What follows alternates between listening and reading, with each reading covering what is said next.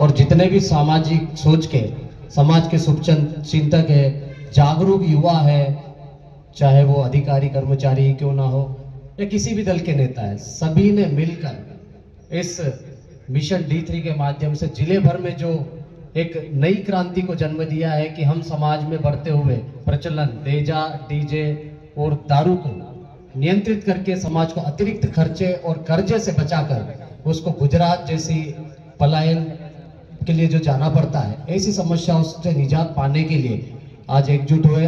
तो इस पंडाल में पधारे जिले भर के समस्त जनप्रतिनिधि, मंचासीन माननीय अतिथि एवं जितना भी पुलिस प्रशासन, मीडिया के साथी है, सबके लिए एक बार जोरदार स्वागत के लिए तालियां बजा लो। ये जो मिशन D3 है, आप सुन रहे हो, पिछले 3 महीनों से लगातार हम लोग गांव-गांव क्षेत्र में जाके ब्लॉक स्तर पर बड़ी बड़ी बैठकें कर चुके हैं, थाना क्षेत्रीय बैठकें हो चुकी है, जिसमें जिला प्रशासन, पुलिस प्रशासन का बहुत ही महत्वपूर्ण सहयोग मिला और बहुत ही खुशी की बात है। और मुझे गर्व महसूस हो रहा हो ये बोलते हुए कि पिछले सालों में, इतने सालों से जो परिवर्तन देखने को नहीं मिला, वो पिछले 2 महीने में परिवर्तन हुआ है। बड़ा आश्चर्यजनक परिणाम मिले हमको कि जब एक हमारे समाज में पहले जो शादियां होती थी, चाहे वो भील हो कि भिलाला हो, पटलिया में तो वैसे भी कम है, हमको उनसे सीखना चाहिए, लेकिन भील भिलाला जो हमारा आदिवासी समाज का महत्वपूर्ण अंग है, बड़ा समाज है, उसमें जो देजा प्रचलन है, झगड़ा गुना भांजना होता है, वो लाखों रुपए तक जाता है और वो लाखों रुपए कर्जे में 1-2 रात में इकट्ठे करने पड़ते हैं। वो व्यक्ति जैसे ही लाड़ी आती है तो रात भर में इकट्ठे कर लेता है और वही कर्जा उतारने के लिए फिर जैसे शादी होती है तो वो जो लाड़ा लाड़ी होते हैं, वर वधू होते हैं, उनको उस कर्जे को उतारने के लिए गुजरात जाना पड़ता है और वो कर्जा उतारते उतारते जाते जवान है लेकिन बुढ़े होकर आते हैं। यही नहीं, एक पीढ़ी कर्जा करती है तो कई पीढ़ियां हमारी कर्जा उतारते उतारते मर जाती है, लेकिन कर्जा खत्म नहीं होता है। बोर्दू से पधारे हमारे पटेल आ जाए मंच पर, और पटेल संघ के भी यदि अध्यक्ष आगे हैं अंतर सिंह भाई, तो वो भी मंच पर आ जाए, आपके लिए सीट रिजर्व है अभी। तो हम ये जो मिशन लेकर आज एकत्रित हुए हैं, काफी लंबे मीटिंगे प्रयास के पश्चात इकट्ठा हुआ है और निश्चित रूप से ये समाज को आगे बढ़ाने की बहुत ही बड़ी मुहिम है और इस मुहिम में शामिल जितने भी युवा हैं, अधिकारी कर्मचारी है या सरपंच है, जनप्रतिनिधि है, सभी का महत्वपूर्ण योगदान है। तो हम लोगों ने हर मीटिंग में ये सारी चीजें बता दी, तो इसलिए मैं अब उस बात पर नहीं जाऊंगा। हमारे बीच में भोरदू के सरपंच मंचासीन हुए हैं, लेकिन आज जो महापंचायत बुलाई है और ये सम्मेलन किया जा रहा है आपके लिए, वो उसका मुख्य उद्देश्य है कि पूरे क्षेत्र में, पूरे जिले में हम लोग जब बैठकें कर रहे थे तो बार बार बातें आ रही थी कि जिले में कब बैठक होगी, जिले में कब बैठक होगी, और हमको ऐसा कागज चाहिए। और ऐसा कागज क्यों कि जिले भर में एक जैसा नियम हो, एक जैसा तोड़ पानी झगड़ा भांजना हो, एक जैसा देजा हो, एक जैसे नियम का पालन करते हुए हम लोग पूरे क्षेत्र में काम कर सके। क्योंकि अभी थाना क्षेत्र में जो बैठकें हुई वो काफी अच्छी रही और अच्छी होने के साथ साथ में उन्होंने कड़ाई से उस क्षेत्र में पालन भी कराया अपने नियमों को जो उन्होंने बनाया था। लेकिन उसके पश्चात कुछ समस्या आई। समस्या ये आई है, जैसे अम्बा की लड़की भाभरा चले गई, अब भाभरा में 25,000 थे और अम्बा वाले 80,000 कर चुके थे, तो 80 और 25 में फर्क है। अब यहाँ पर भी एक फर्क दूसरा ये है कि हमारे क्षेत्र में क्या होता है कि सिर्फ गुना लेते हैं और भाभरा जोबट जो क्षेत्र है वहां पर गुना भांजना सब इकट्ठा ले लेते हैं, तो यहाँ पे भी डिफरेंट था। तो ये सारी चीजें समझने में हमको समय लगा और हमने जो आपको क्षेत्रीय स्तर पर, जमीन स्तर पर बैठक करने के लिए बोले और जो आपने निर्णय लिया, तो उसमें यही समस्या आई। अब भाभरा वाले अड़ गए कि हम तो 25 ही देंगे, अम्बा वाले बोले कि हम 80 लेंगे। उस बीच में एक ही चीज पे बहस हुई कि अब करना तो करना क्या। तो ऐसी स्थिति में हम लोगों ने जो जिला स्तरीय पिछले दिनों बैठक बुलाई थी, पिछले हफ्ते संडे को, उसमें मंचासीन समस्त अतिथि थे और कई जिले भर के जागरूक युवा और इस मिशन से जुड़े हुए नियंत्रण समिति के सदस्य थे। तो सबने मिलकर सभी पॉइंट पे सहमति थी, बस इसी पॉइंट पे अटके हुए थे कि इसमें क्या करना। अब भाभरा जोबट कट्ठीवाड़ा यहाँ के लोग ये चाह रहे हैं कि हम ऊपर नहीं जाए, वास्तव में उनकी बात भी सही है, और जिले के आसपास के जो लोग हैं जैसे आमवा है, चांदपुर है, सोरवा है, नानपुर है, इस क्षेत्र के लोग चाह रहे हैं कि हम नीचे नहीं जाए। तो हम लोगों ने ऐसी स्थिति में एक बीच का पॉइंट निकाला कि आप एक क्षेत्र में अपना काम करें। यदि नानपुर क्षेत्र में आप लोग पहले से नियम बना चुके थे, उस वही नियम लागू रहेगा, लेकिन नानपुर क्षेत्र की लड़की यदि सोरवा में जाती है या फिर झाबुआ जाती है, भाभरा जाती है, तो भाभरा के लोग तो अपना मांगेंगे तो वहां पर हम लोगों ने तय किया जिले भर में एक ही जैसा होगा। यदि दूसरे क्षेत्र में लड़की जाती है, यदि दोनों कमेटी के बीच में सहमति बनती है तो ठीक है, 25 पे सहमति बन जाए, और नहीं तो फिर बाद में पूरे जिले भर में मात्र 50,000 रुपए रहेंगे। और बाकी पूरी ये नियमावली बनी है, इस नियमावली को आपको देंगे हम। ये एक शादी की जो शुरुआत होती है लाड़ी देखने से, सगाई जोड़ने से, गुड़ साव होने से, साव भरने से लेकर उसकी शादी में क्या क्या होता, कौन सी रीत में क्या होता, लड़की भाग जाती तो क्या होता, नहीं भागती तो क्या होता, बदलती तो क्या होता, सगाई के बाद बदल जाए तो क्या होता, ये सारी चीजों का हमने इसमें हवाला दिया और एक एक पॉइंट छोटी छोटी चीजें लिखने की कोशिश की है। उसके बाद में शादी के बाद में हमारे यहाँ क्या होता है, वाणा होता है। तो वाणे में क्या क्या समस्या होती है, कौन कौन सी चीजें होना चाहिए। भाई वाणे में 3-3 4-4 बकरे होते हैं तो उसकी जगह हम लोग सीमित करें, जो परंपरा अनुसार चल रहे वही करें, विदेशी शराब प्रतिबंधित रहेगी, इस तरह से व्यवस्था की। फिर बाद में जो शादी का लाख भाग होता है हर क्षेत्र में अलग अलग होता है। मर्जी से कोई 500 मांग रहा है तो कोई 5,000 भी मांग रहा है। छाती पे चढ़ के पैसे निकलवाते हैं, बारात रोकते हैं, गुना लेते हैं। तो उसके लिए भी हम लोगों ने एक नियम बना दिया और उसमें 2 चीजें करी शादियों के लिए हमने, कि शादियों में क्या करते हैं हमारे लोग, ज्यादातर हमारे क्षेत्र में अलीराजपुर जिले में रात में ही शादी होती है और बारात कब आती 7 से 8 बजे, फिर डीजे 2-3 बजे आते हैं। तो ऐसी स्थिति में शादी की व्यवस्था पूरी अस्त व्यस्त हो जाती है। यदि लाइट नहीं होती है तो आदमी शादी करेगा कि व्यवस्था करेगा। तो हम लोगों ने यहाँ पर एक नियम बनाया है, यदि आपके यहाँ दिन में शादी है तो बारात सुबह 10 बजे आएगी और शाम को 6 से 7 बजे के पहले उसको आपको विदा करना पड़ेगा। ये गांव के पटेल, सरपंच, चौकीदार सबकी जिम्मेदारी होगी। और यदि रात को बारात आती है, मतलब शाम की रहती है, तो बारात को 5 से 6 बजे, आखिरी टाइम 6 बजे के पहले बारात को पहुंचना पड़ेगा। और पहुंचने के बाद में उसकी पानी की व्यवस्था गांव वाले कराएंगे पहले तो, और समय पर भेलकी देके उनको खाना पीना जो भी हमारी व्यवस्था पंच अनुसार होती है वो कर दे। और खाना ऐसा नहीं कि रात के 1-1, 2-2 बजे तक चलेगा, खाना सिर्फ शाम के 8 बजे तक चलेगा। रात में 8 बजे के बाद खाना बंद, जैसे बाजार वाले करते हैं, पत्रिका में लिखवा देते हैं कि 12 से 3 बजे तक भोजन रहेगा।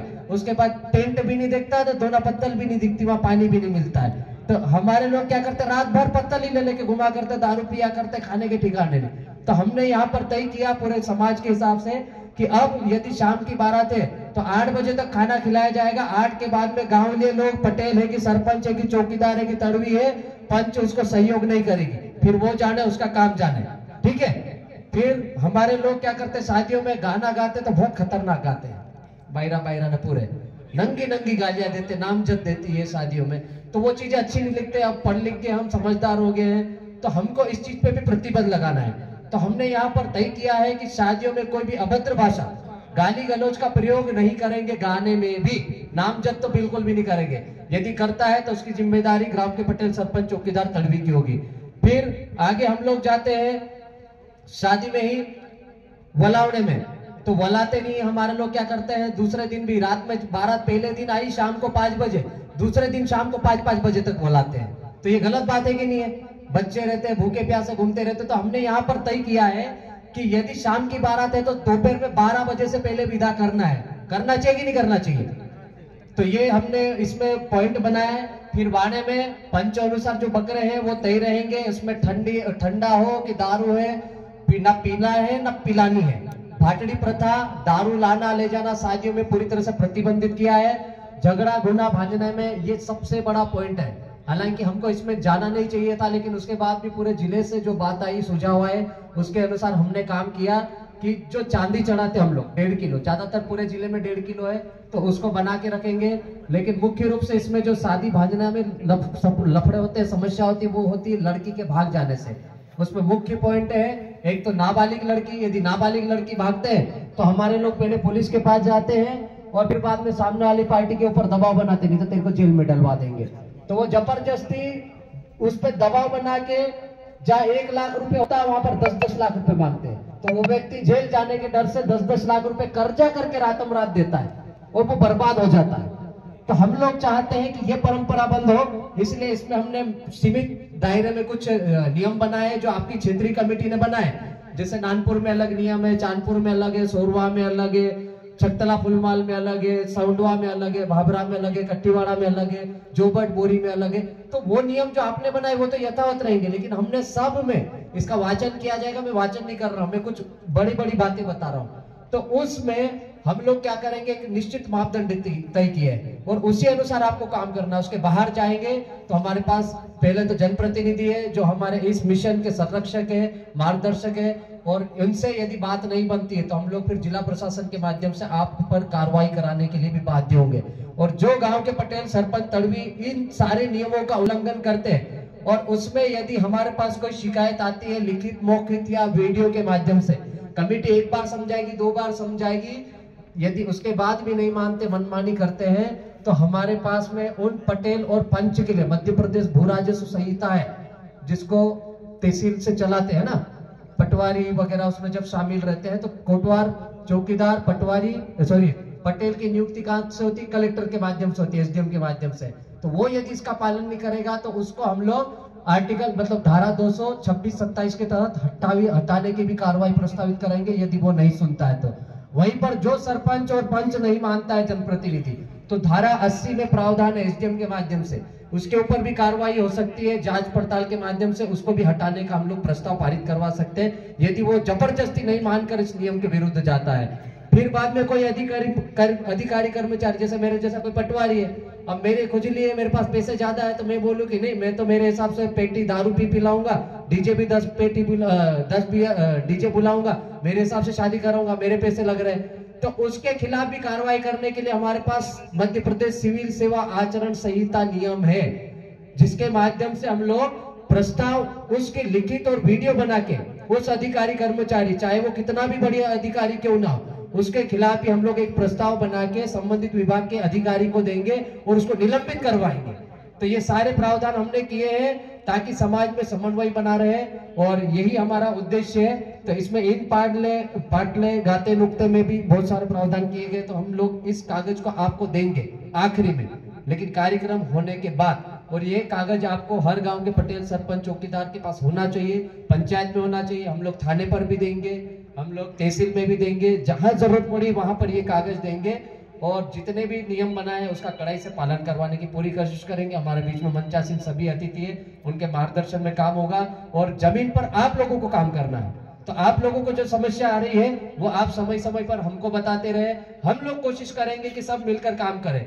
जैसे नानपुर क्षेत्र में बहुत अच्छा काम किया इन्होंने, अब बहुत अच्छा काम किया कि एक हफ्ते में सिर्फ 2 दिन झगड़े तोड़ना है, रविवार के दिन सब इकट्ठे हो जाते हैं कि रोज जो झगड़े तोड़ने से अच्छा कि पूरा दिन खराब होता है, रोज की रोज इकट्ठे होते हैं, रोज समय भी खराब होता है। तो हम लोग क्या करें, इन्होंने क्या तय किया, सिर्फ रविवार को झगड़े तोड़ेंगे और रविवार को हमारे 8-10 सरपंच, 8-10 पटेल जो इस कमेटी के सदस्य हैं वो इकट्ठे होते हैं और कोई से भी गांव के हो, चाहे सोरवा का हो, चांदपुर का हो, भाबुरा का हो, जोबट का हो या सोंडवा का, उनको भी बुलाते कि तुम्हारी टीम लेके आओ और आज झगड़ा बांधते। एक ही दिन में 8-10 झगड़े बांध देते और सिर्फ नियम अनुसार बांधते, बाहर किसी को नहीं देते। तो उनके लिए भी जोरदार तालियां बजाओ। भाबरा की टीम ने भी बहुत अच्छा काम किया, चांदपुर ने भी अच्छा काम किया, फुलमाल में भी अच्छा काम किया, जोबट वालों ने भी अच्छा किया, बोरी वालों ने भी, सब संघर्ष करके अच्छा काम कर रहे थे। इसको बना के रखना है और ऐसा नियम बनाया है जो सबके लिए समान रहेगा। तो ये नियम हमारे अंतिम मुख्य अतिथि महोदय पढ़ के सुनाएंगे, आपको संकल्प शपथ दिलाएंगे। तो मेरा जो स्वागत भाषण था वो यही था कि आप जितने भी लोग आए सभी काबिले तारीफ है, आप लोग इस मंच पर आए, ये जिले में ऐतिहासिक कदम है, ऐतिहासिक कार्य है। निश्चित रूप से आने वाली पीढ़ी, जो हमारे छोटे छोटे बच्चे हैं, हम तो आधा जी लिए हैं, आधी जिंदगी हमारी हो गई, लेकिन जो आने वाली पीढ़ी है, छोटे छोटे बच्चे, उनका भविष्य हमारे सबके हाथों में है और हम उसको बचाने के लिए निकले, उनका भविष्य बनाने के लिए निकले हैं, बहन बेटियों को शोषण अत्याचार से बचाने के लिए निकले हैं, समाज को अतिरिक्त खर्चे और कर्जे से बचाने के लिए निकले हैं और सब मिलकर हम इस समाज को एक मजबूत आर्थिक रूप से संपन्न बनाने के लिए निकले। तो अपने लिए एक बार जोरदार तालियां बजाओ। अब मैं अपनी बात को यही विराम देता हूं और